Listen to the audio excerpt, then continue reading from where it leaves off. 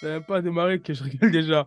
Bienvenue sur cet nouvel épisode du Weekend Show spécial guest en présence de Monsieur Mustapha Aïda qui combattra ce vendredi face à Aboubakar Youssounov. Un combat tant attendu pour le titre des Bantamweight. On voit déjà les joues qui creusent. Là, c'est synonyme de la Fight Week et du cutting, Mustapha. Déjà, comment ça va, Ouais, les gars? ça va bien et toi, tranquille? Ça va. Mika en forme? Ah, moi, ça va parfaitement. Petit dégradé, begas? Et surtout, je vois mon petit soldat, il a l'air bien affûté. Là, Ouais, je, là, je sens le futur champion. Moi, Mika, Mika, je sens la future. soyons impartial. Soyons impartial. non, Ouais, mais normal, il a le droit de dire ce qu'il déjà, pense, hein. déjà, on peut même plus recevoir des gens à cause de ça, à cause de mon manque d'impartialité. Je suis triste, je te jure. Mais, AB, ah, mais en Ouais. plus, attends, hey, je j'ai vais les... clarifier. Moi, je suis team Mousse, je le dis depuis le début. Je peux pas mentir, c'est la vérité. Maintenant, quand je mène une interview, j'aurais été neutre et impartial. Maintenant, mon cœur, il parle. Je peux pas, t'as compris, je peux pas serrer mon cœur. C'est comme ça. Je suis avec Mousse. Et même, Mika, c'est la famille, c'est normal. Et c'est comme si maintenant, moi, même si j'ai un média, euh, je peux être neutre, mais je sais qui je supporte et j'ai le droit de dire qui je supporte. Bien sûr, c'est la liberté d'expression avant tout. Comme toi, AB, on va dire que tu es avec Abou, vu que je t'entraîne avec lui. Non, Non, pas. Hey, il m'a dit en off, il est avec toi. Il me l'a non, dit. Ah, je rigole. j'ai rien Eh, dit je du tout. rigole. Vous êtes tous les deux mes Je frérots, tu le rigole, je sais. rigole. J'ai les joues creusées, moi. Mais toi, AB, t'as gonflé un peu des joues. Prépare-toi le combat. Non, t'es un gros mytho. Tu te fais plaisir en ce moment, hein. Mais jamais, mais Parle-moi de ce que tu manges, s'il te plaît. je suis en restriction, mais regarde, aujourd'hui, j'ai mangé une part de quiche. Écoute, hein, 2 entraînements. Une part Mm. de quiche avec du thon et un peu de protéines à côté quand même. Je Tu te vas te jure. rattraper, tu vas te Mais la part rattraper de ce soir. ça, c'est la Mais, part de. ja- mais jamais ta vie. Mais jamais. C'est une part de quiche. Attends, c'est une part de quiche sans crème, allégée, avec beaucoup d'œufs, bien protéinés. Aïe, bien protéiné, hein. Ah, je rigole, t'inquiète, bientôt le retour de AB. Tu Bientôt, vas faire mal. Inch'Allah. Inch'Allah. Mousse, on va quand même s'attarder sur toi quand même. Tu es de retour ce vendredi pour la ceinture des bantamweight face à Aboubakar Youssounov. Déjà, c'est un combat qui a été reporté à maintes reprises. Il me semble qu'il devait se faire en septembre, ensuite en octobre. Et Ouais. finalement, il se fait ce vendredi-là, le 17 novembre. Bah, comment se passe la prépa pour démarrer ce podcast? Bah, franchement, la prépa, bah, ça y est, elle est finie. Elle s'est très bien passée. J'ai eu des sparring de qualité. Après, le fait que ça soit retardé plusieurs fois, ben, je pense que c'est mon avantage quand même. Parce que il faut savoir qu'en septembre, j'étais prêt pour le combat. J'étais vraiment prêt. Quand j'ai su que c'était reporté, il me restait rien. Tu as vu, j'avais déjà fait les derniers réglages, j'avais tout fait. Et une fois que ça a été reporté, ben, j'ai continué la prépa. Je me suis arrêté quelques jours, pas de m'entraîner, mais j'ai relâché la jet quelques jours. Et l'entraînement, j'ai continué. Et je ne me suis pas arrêté jusqu'à maintenant. Donc, j'ai pu faire une plus longue prépa. Et franchement, très bonne prépa. Et- Attends, moi, je vais juste refaire un petit comeback quand même, parce que j'aime bien à chaque fois replanter le décor. Bien sûr, Mika. Donc, ton palmarès, c'est à toi, Mousse, c'est 10-2-1. C'est deux défaites à la décision. Sur ces deux défaites, c'était une qui est intervenue assez en début de carrière, on peut dire, et sur laquelle tu as pris ta revanche, puisque quand il y a eu le match retour, tu l'as mis KO au premier round. Ouais. Derrière ça, tu as été aussi champion, faut le dire, on oublie un peu, mais tu as déjà connu les 5 rounds. Tu as déjà fait un combat en 5 rounds à l'Europa de Beatdown contre un Italien qui était invaincu. Et en plus, j'avais le plaisir de De commenter commenter. Ouais, je m'en rappelle. contre Doshia. Tu avais fait un super combat. Derrière signature Juarez, ça te propulse assez vite face à Demarté Peña. Après ta victoire sur Léopold Goy. Demarté Peña, bah, gros blaze. On connaît un peu le palmarès de Demarté. Hein. C'est une défaite en carrière, c'est contre Taylor. Défaite à la décision. Troisième round, il le fait franchement dans la Dans le peine rouge. totale. Vraiment dans le rouge total. Après, bon, il a géré son combat pour 3 rounds. Ouais, c'est vrai. Mais en tout cas, voilà, il était vraiment à l'agonie. Derrière, tu recombats, tu gagnes. Et là, on te donne Aboubakar Younousov, et qui, lui, pour le coup, a une carrière, en tout cas en MMA. Je ne parle pas de ce qu'il a pu faire avant ou à part, de 3-0. En fait, c'est quelqu'un qu'on découvre au Ares. Avant ça, il avait fait 4 combats en amateur qu'il a gagné. Mais voilà, c'est quelqu'un qui a quasiment jamais été au plus du premier round, quoi. Il a gagné Ahmad Amido à la décision, mais derrière ça, au Ares, en tout cas, il a gagné au premier round face à des adversaires, on peut dire, qui étaient assez inexpérimentés, puisque je regarde les palmarès, c'est 0-0-0 et 1-0.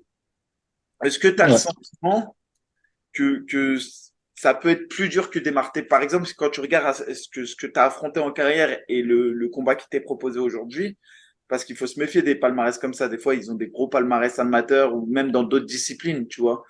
Est-ce que tu as le sentiment que ça va être le combat le plus dur pour toi en carrière ou non? Non, pas du tout. Déjà, pour commencer, ça va pas être plus dur parce que j'ai fait vraiment une grosse prépa. Et même mes anciens combats, si je devrais les reprendre maintenant, je sais que ça serait pas les mêmes. Comme Desmartés, euh, je sais que j'ai mes chances. Tu vois, je sais que ce jour-là, j'ai pas été bon, mais j'ai passé un cap. Et, et je pense que Younoussov, c'est un bon combattant. Tu vois, en grappling, c'est un bon grappleur. Mais euh, je pense que le manque d'expérience, il va faire que il va connaître ses limites. Tu vois, j'ai l'impression que avec un peu plus d'expérience, il aurait pu mieux gérer un combat pour un titre. Là, le manque d'expérience, je pense que ça va jouer en ma faveur. Et est-ce que toi, dans ta tête, tu as une physionomie de combat? Est-ce qu'il y a une dimension, on va dire, entre guillemets, même si tu vas pas dévoiler, mais est-ce qu'il y a une dimension dans laquelle tu le crains? Moi, franchement, j'ai pas de mal avec ça. Comme la dernière fois, on m'avait posé la question, on m'avait, on m'avait dit, on m'avait presque demandé mon game plan, et je le dis, je vais rester debout. Ça veut pas dire que je le crains au sol, et ça veut pas dire que je le crains en lutte. Euh, Comme on a pu voir sur tous mes combats, je me suis jamais fait soumettre, et c'est pas parce que les gens n'avaient pas essayé. C'est juste qu'ils n'avaient pas réussi à me soumettre. Et je pense que dans toutes les dimensions du MMA, j'ai j'ai rien à craindre. Vraiment, sincèrement. Et je dis pas ça parce qu'il m'a lancé quelques pics, parce qu'il m'a lancé quelques petites piques et tout. C'est vraiment pas pour ça. Je le pense sincèrement. Euh, je pense qu'il me fera pas de mal au sol. Et moi, j'ai une petite question. Mika, là, il est revenu sur ton palmarès. Tu as 10-2-1. Tu as affronté justement des adversaires de renommée comme des Marté Peña qui sont expérimentés, qui ont un niveau international. Là, le fait d'affronter Aboubacar qui a 3-0, est-ce que c'est pas, on va dire, un risque finalement d'affronter un adversaire aussi peu expérimenté comme lui et du fait que tu connais pas grand-chose de lui parce que ça, c'est aussi à ton avantage cette expérience-là que tu as connu des synchrones des victoires à la décision, mais ça peut être aussi, on va dire, le manque d'informations sur ce que lui sait faire, ou sur ce que lui peut faire durant le combat, vu qu'il a terminé ses combats assez rapidement. Bah, pour te répondre à ça, non. Je pense que ça va pas changer parce que sur mes derniers combats, j'ai eu des profils assez similaires. Comme le combat pour le titre à l'EBD, il était pareil, 4-0, 3 soumissions au premier round. J'avais pas grand-chose sur lui. Et il s'avère que le combat il a été dur parce que j'ai vu qu'il savait boxer, il était prêt dans tout. Mais avec mon club, on se prépare vraiment dans toutes les dimensions du MMA. Donc on est prêt pour tout. Et pareil, quand je rentre à Arès, je combats Léopold Goy. Ouais. Léopold Goy, c'était 5-0 avant que je le batte. Et c'était 5 soumissions, je crois, au premier round aussi. Ok. Il était passé par le 100% fight. J'avais rien sur lui Ouais. également. Et, et je suis quelqu'un qui arrive à gérer et j'arrive à bien gérer dans le combat aussi. Si ça commence à être dur dans un domaine, j'ai pas de mal à aller chercher ailleurs. Et tu vois, quand on regarde sur Fight Matrix, aujourd'hui, en tout cas dans ta catégorie de poids, tu es numéro 4.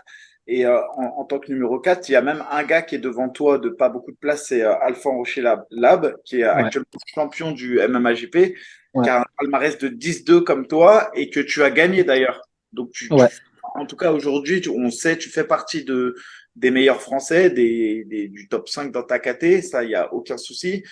Et lui, pour le coup, par exemple, sur Fight Matrix, c'est vrai, comme dit Boulox, il est même pas classé. est-ce que tu n'as pas même le sentiment que quelque part, c'est presque un combat bourbier dans le sens où, en fait, si tu le gagnes, tout le monde dira, bah, c'est normal. En gros, tu es plus expérimenté que lui. Et en gros, c'est donner prendre le risque de donner un peu de ta hype autour de lui. Je pense pas parce que si je gagne, les gens comme toi, comme tu as vu, les connaisseurs, ils vont dire c'est normal. Je savais, Mousse, sur papier, il était plus fort. Mais euh, le grand public, non. Tu as vu, avec la hype qu'il y a autour de lui, il me voit tous perdants. Donc, je pense que j'ai beaucoup à gagner de ce combat. Je peux gagner plus de visibilité et les gens l'attendent beaucoup. Tu vois, sur ce combat, ce qui est étonnant, c'est qu'il attend plus lui que moi. Ah non, Et ça, ça peut me rapporter énormément, je pense. du coup, tu passes un message à ses followers. Si tu Ouais. gagnes, ils sont pas orphelins, ils peuvent venir sur ta page. C'est Bon, on ça. va pas être beaucoup, hein. Parce que moi, je soupçonne qu'il y a un truc qui est bizarre avec ses followers, hein. Hein, Ah, Il a sorti la carte. mais on avait, on a, calme-toi, Ibi, 2 secondes. non, non, non, mais justement, en fait, j'allais lui parler de ça parce que, bah, il y a quelques mois en arrière, on avait fait un live. Et justement, en fait, sur ce même live, il y avait Asia, Mustapha et Aboubakar, en fait. Et je sais qu'ils s'étaient un petit peu titillés. Comment ça a démarré cette petite animosité, même si c'est rien de méchant? Bah, je pense qu'il a voulu vendre le combat. Et il a commencé à me lancer des pics. Après, moi, je suis quelqu'un qui répond. Tu vois, je réponds juste. Je lance Mm. pas de pics, je commence pas. Mais après, il faut savoir que j'ai rien contre Abou, hein. Ça a l'air franchement d'être un bon gars. Je respecte, tu vois, je respecte tous mes combattants. Après, il m'a lancé quelques pics, j'étais obligé de répondre et c'est tout, hein. Il n'y a rien en vrai. En vrai, c'est le game aussi. C'est ça, nous. Voilà, c'est ça. Bah ouais. Faut pas se mentir. Surtout quand c'est fait comme ça, c'est quand même assez respectueux, faut dire la Bien vérité. sûr. Il y a pas, on sent qu'il n'y a pas une animosité de A- fou. Après, moi, je suis quelqu'un d'honnête. Tu vois, je vais vous parler honnêtement. Ça m'arrive de lui lancer des pics et il m'en lance. Mais en vrai de vrai, je vais pas dire que c'est la guerre, moi et lui, parce que tu vois, j'ai Oui, il n'y rien, a j'ai rien de rien mal. contre lui et je pense qu'il n'y a rien contre moi, tu vois. C'est juste le fait de dire qu'il va me battre facilement, ça me monte un peu, je réponds et c'est tout. Ouais, et comment tu te sens au RS? Toi, en tant que combattant, comment tu te sens au RS? Tu sens que tu es dans une organisation dans laquelle qui peut te faire évoluer. Comment tu vois la suite des choses pour toi? Est-ce que tu dois encore rester avec cette ceinture, la défendre? Est-ce que tu te vois au final la défendre une fois, 2 fois et partir peut-être bah, sur l'UFC même? On voit aujourd'hui à l'UFC, les combattants, ils ont pas forcément 30 ans ou 28 ans pour signer. Maintenant, de plus en plus tôt, on y va. Comment tu vois la suite? Franchement, moi, au ARES, déjà, je me sens très bien. C'est une organisation qui prenne vraiment soin des combattants. Ben, tu l'as vu, Mika, même toi, Ibi, ils prennent vraiment soin des combattants. Euh, je pense que c'est une orga à faire juste avant le très haut niveau. Euh, Parce que moi, il faut savoir que j'ai commencé par le 100% fight, j'ai fait le BD. Si j'avais combattu dans une grosse, grosse orga directement, il y aurait peut-être eu un manque d'expérience. Oui, Tu vois? enfin, Et c'est vrai. Ares, ça m'a apporté l'expérience du haut niveau. Mais et pas, tout, et pas que ce qui est adversaire Ouais, et j'ai compris. combattant. C'est vraiment tout ce qu'il y a autour. La communication, la visibilité, le fait de parler toi avant un combat. Il faut savoir que c'est des choses qui font monter le stress. Et dans le haut niveau, tu en auras des situations comme ça. Et Ares te prépare bien à ça. Et d'ailleurs, c'est ça qui est assez incroyable, c'est quand même, tu as fait même si tu n'as pas combattu énormément de fois au RS, mais quand même 3 fois, à chaque fois, tu as sorti des grosses performances, même contre Peña. Et c'est vrai que j'arrive pas à comprendre comment, avec justement ce qui se passe autour du RS, tu vois, il y a un engouement et on voit qu'ils arrivent à créer des hypes autour de combattants. Et certaines hypes sont légitimes, d'autres, c'est vrai que même moi, parfois, je les comprends moins, mais en tout cas, ils arrivent à créer ça. Et comme tu le dis, c'est formateur parce que c'est quelque chose que tu vas retrouver ensuite dans d'autres orgas, surtout sur le haut niveau. Exactement, Mais ouais. comment t'expliques que, en fait, on va dire, t'arrives pas à drainer encore cette population alors que, franchement, sur les combats que tu fais, je vois pas à quel moment on peut pas kiffer, tu vois. Bah, je pense que c'est vraiment dû à ma communication. Je suis quelqu'un qui communique pas assez. Euh, je pense que quelqu'un qui aurait fait les combats que j'ai fait dernièrement, sans compter Peña, parce que pour moi, ça a été un flop, tu vois, euh, ben, il y aurait eu beaucoup plus de visibilité que moi. Mais moi, je ne suis pas vraiment présent sur les réseaux. J'ai beaucoup de mal avec ça. Après, moi, il faut savoir que je suis quelqu'un qui kiffe le combat, pas ce qu'il y a autour. Je kiffe vraiment la partie combat. J'aime rentrer dans la cage, me battre dans la cage. Après, tout ce qui est communication, j'ai beaucoup de mal et je pense que c'est dû à ça. Et mis à part ton expérience, c'est quoi selon toi les points forts que tu as comparé à Aboubacar? Parce que de ce qu'il lui a montré, en tout cas, il s'avère qu'il est complet du peu qu'on a vu. Toi, selon toi, c'est quoi les avantages que tu as sur lui? Ben, justement, mon avantage pour moi, qui n'est pas le sien, c'est que je suis un combattant MMA. Et pour toi, lui, il est une casque sourire. Et pour toi, Attends, lui... Donc, pour toi, lui, il est unidimensionnel, c'est ça?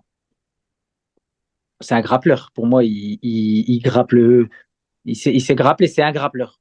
Même Ok. en MMA, je pense que son grappling, il est pas. Tu vois, pour l'avoir analysé, je me dis, après, peut-être que je me trompe, hein, mais c'est un combattant. euh, En vrai, je me dis, même quelqu'un qui perd contre lui, il va pas finir avec des dégâts. Hmm. Au sol, il va attraper au sol, il va essayer de grappler, il met pas de frappe, tu vois, il construit pas. Debout, ça frappe fort et ça descend dans les jambes. Euh, c'est pas, je pense, c'est pas un combattant MMA. Ok. pourquoi tu rigoles, AB? Non, non, il a répondu à la question, non, j'entends. Bah, écoute, très bien. Moi, j'ai pas d'autres questions. Attends, si, moi, ouais, Oula. j'allais juste dire, Ah. bah, on va quand même parler un peu de ta prépa. Moi, je pense aussi, tu vois, le fait que, par exemple, c'est vrai qu'on a toujours le sentiment, et c'est vrai, à Paris, on pense trop on est la capitale de la France, mais on pense aussi que tous les talents sont concentrés à Paris, même si c'est vrai qu'il y a fortement beaucoup de talents à Paris, bah, du fait du nombre de pratiquants. Mais c'est vrai qu'on en oublie un peu les provinces. Et tu vois, moi, ce que je kiffe aujourd'hui, c'est que maintenant, dans chacune des provinces de France, on arrive à identifier un talent. Et aujourd'hui, on peut dire que le porte-drapeau de ce qui se passe dans le Nord, c'est toi, et suivi de près derrière par les performances de Romain Debienne, Ouais. qui fait, je trouve, fait le travail. Ensuite, on voit qu'il y a des gars comme Bison qui font partie de ta team. On voit un Oudina qui cesse de progresser, même si lui, on sait qu'il ira pas forcément, on le sait, c'est même pas un secret qu'il ira pas à l'UFC ni autre, mais on voit qu'il n'arrête pas de progresser. Il y a des gars comme Driaye. Vous avez des gars, ou même comme les Boifia, les frères Boifia. Vous avez des talents à Lille, et j'arrive pas à comprendre comment dans une si petite province, vous n'arrivez pas en fait j'ai envie de dire, à créer de la communication autour de vos salles. Quand je vois le nombre de talents que tu as dans ta salle, par exemple, j'ai du mal aussi à comprendre comment ça se fait qu'on n'en parle pas plus en fait. Tu vois, est-ce que toi, tu as une explication à ça? Ou... Moi, je pense qu'on a tous mon problème. On est là, tu as vu, on s'entraîne 10 fois par semaine et, et c'est à la fin de la semaine, tu te dis, ben, en fait, j'aurais dû filmer un peu mes entraînements et communiquer autour de ça. Moi, tu sais, des fois, je vais avec l'intention de filmer une petite partie de mon entraînement et arrivé à la fin, je suis fatigué et je me rends compte que j'ai rien filmé, tu vois. Quand je suis en mode entraînement, je sais pas pourquoi, mais mon cerveau il se met en mode off et c'est que entraînement, tu vois. Et Parce je que pense qu'on a tous ce problème dans le Nord. Vous avez... vous avez deux des plus gros médias de France, enfin, qui font partie des plus gros médias de France, c'est MMA Propagande et Pugilat Ouais, avec j'allais en parler en plus, ouais. Israël. Et c'est vrai que c'est dommage parce qu'eux, ils ont quand même, surtout MMA Propagande, je trouve qu'il a une influence de ouf sur Twitter notamment.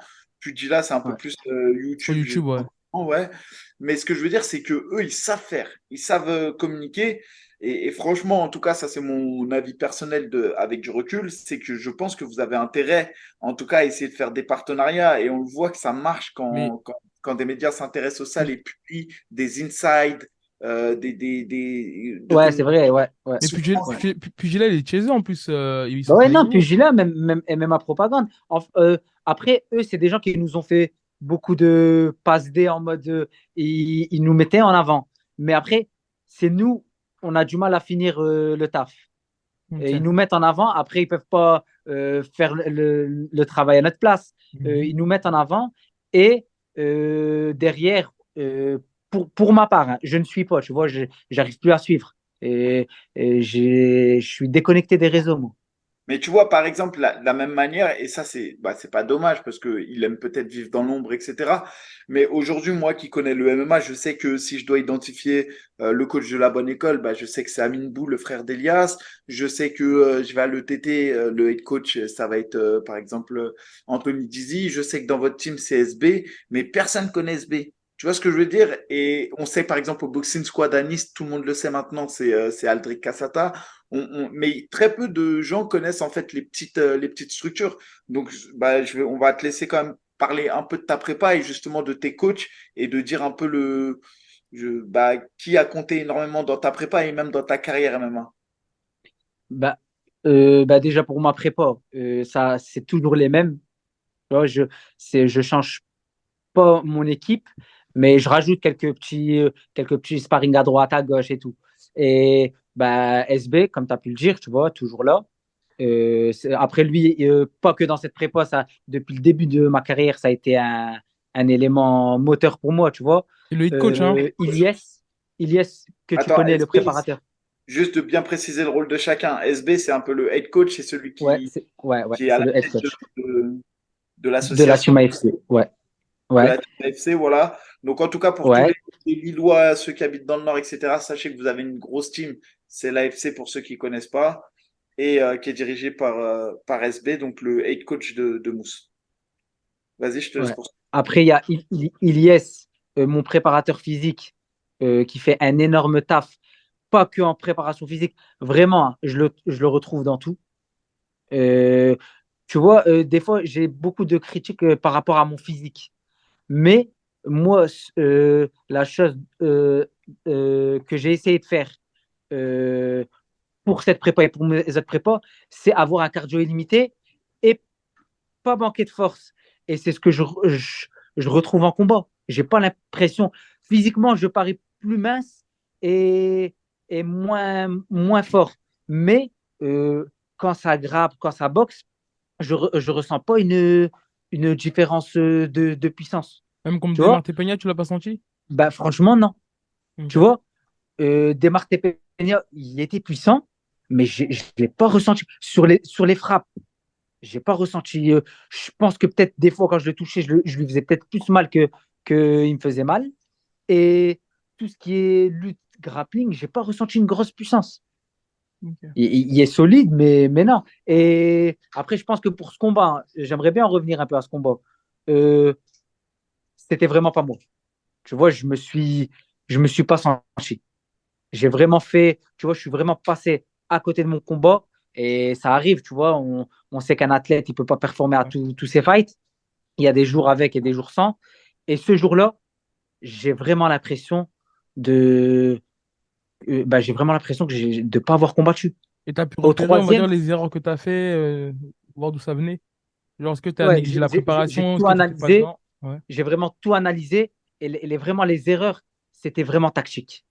J'ai vraiment eu des problèmes qu'à l'entraînement, normalement, jamais de la vie, je l'ai fait. Ouais. Et contre Peña, je ne sais pas pourquoi, j'ai fait des choses que j'aurais jamais dû faire.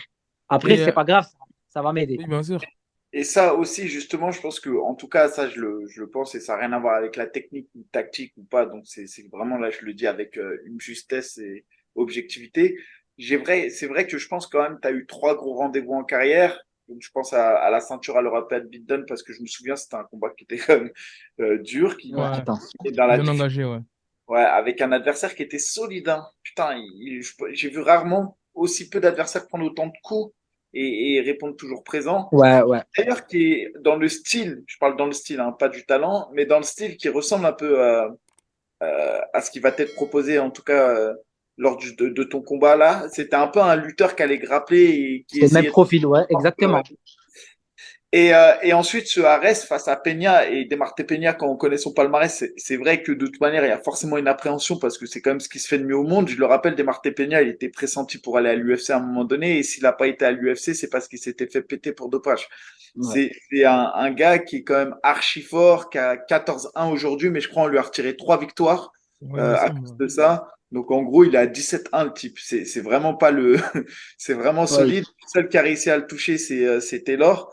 C'est pour son combat retour. Et donc, c'est vrai que je pense que c'est des combats, en tout cas, qui sont des combats, ce que j'appelle moi, des combats cicatrices. C'est des combats il faut passer par là. Parfois, des fois, il y a des combattants qui n'ont pas besoin de passer par une défaite pour progresser. Et il y en a d'autres qui ont besoin d'avoir l'électrochoc pour progresser et pour se rappeler de ce que c'est aussi une défaite. Des fois, on a tendance à l'oublier et ça fait du bien, je trouve.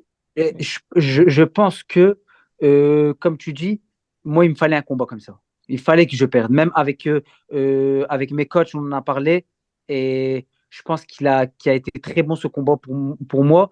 J'ai toujours, tu vois, victoire, après chaque victoire, j'ai toujours su repartir directement à l'entraînement, ne pas m'arrêter.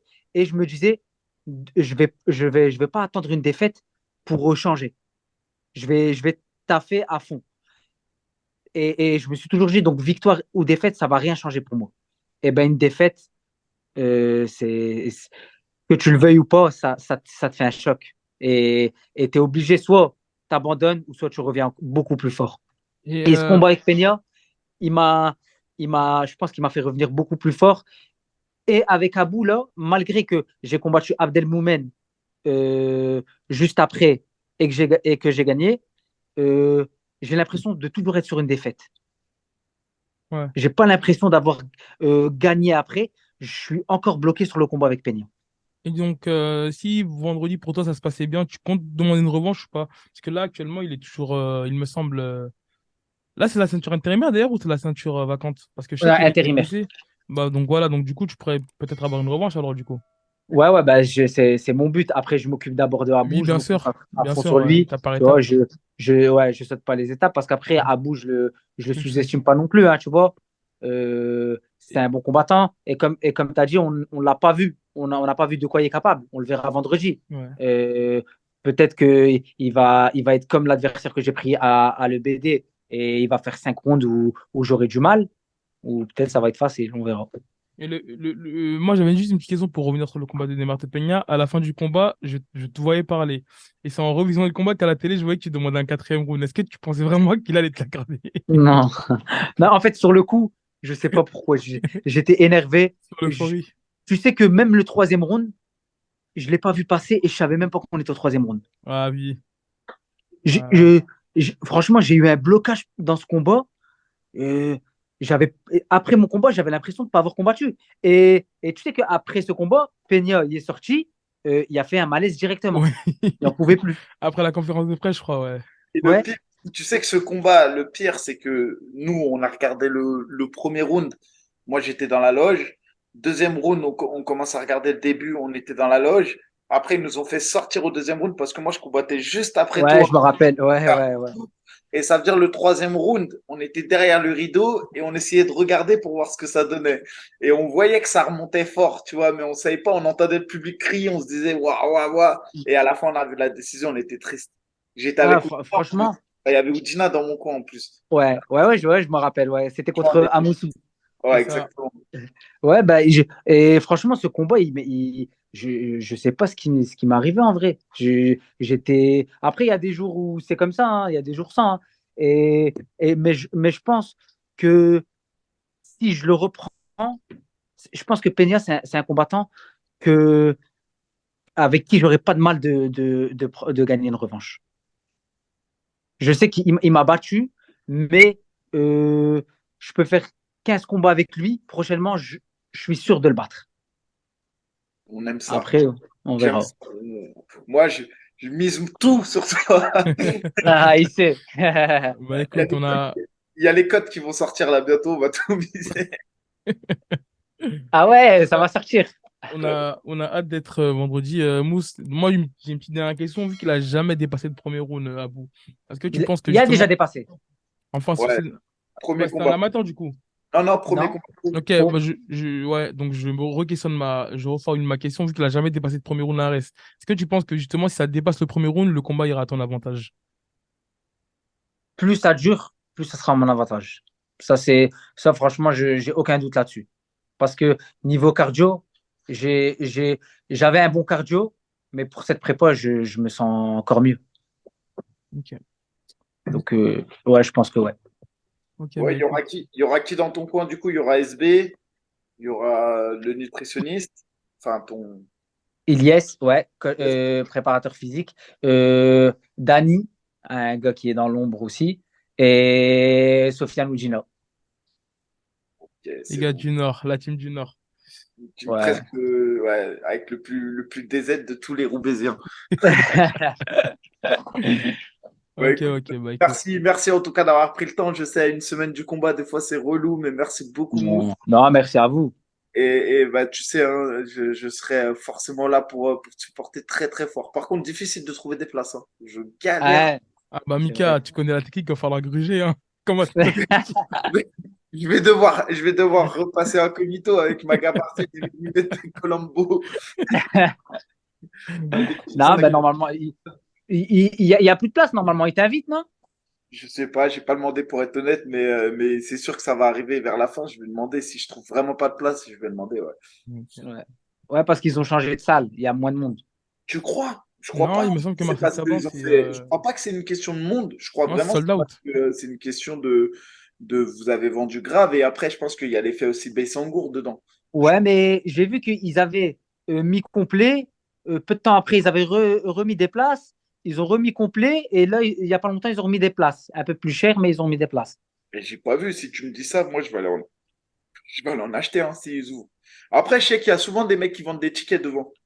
Sérieux? Ouais, c'est vrai, ça, c'est possible, ça. Au Dôme de Paris, il y a tout le temps des gars qui vendent des places. Ah, c'est grave quand même, hein. Je fais passer un petit message à Arès. Comment ça se fait que Michael Lebou, qui a fait déjà deux Non, main events à Arès, il a toujours pas de attends, place? non, C'est attends, vrai que c'est grave, ça.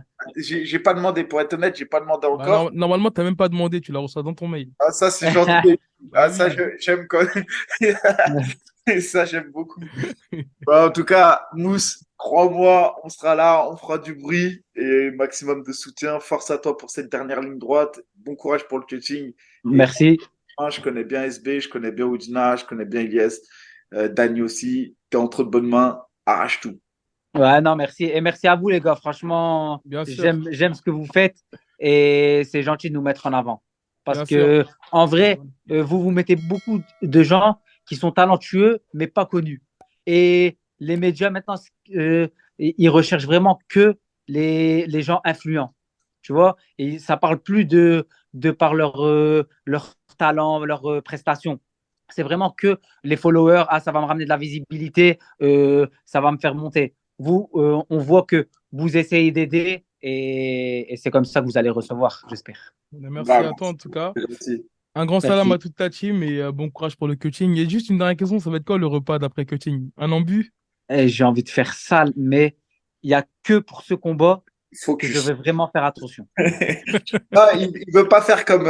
C'était qui votre gars là qui a mangé n'importe Bah, quoi? c'est lui, mais c'est lui au 100% Non, fight. mais non, celui qui a fait une crise de foi. Mousse, c'est pas toi au 100% fight, t'as mangé une crêpe avant le combat? Non, mais je Non, te, j'ai mangé un burger.